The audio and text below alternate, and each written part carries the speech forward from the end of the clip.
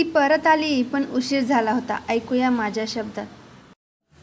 सौरभ आणि स्नेहा शाळेपासून एकत्र, पण स्नेहा त्याला नेहमी मित्रच मानायची. सौरभचं प्रेम मात्र एकतर्फी, खोल, शुद्ध आणि न बोललेलं. स्नेहा नेहमी बोलायची, जेव्हा माझं लग्न ठरेल ना, माझ्या लग्नात तू सगळ्यात आधी येशील, मित्र म्हणून. सौरभ हसून मान डोलवायचा. मनातून मात्र रोज थोडं थोडं तुटत जायचं. वर्ष गेलं, दोघं वेगवेगळ्या वाटेने पुढे गेले. एका दिवशी स्नेहाचं लग्न ठरलं. तिने कॉल केला, सौरभ लग्न आहे माझं, येणार ना? तो काही क्षण शांत राहिला, मग म्हणाला, हो नक्की येईन.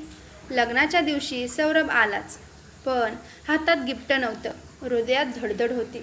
स्नेहा नववधू वेशात फारच सुंदर दिसत होती. तिने त्याला पाहिलं.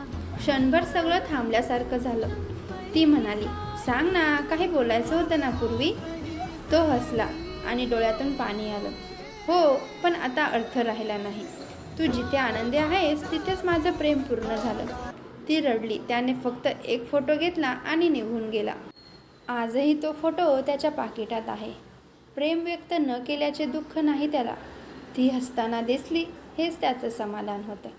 Thank you for watching.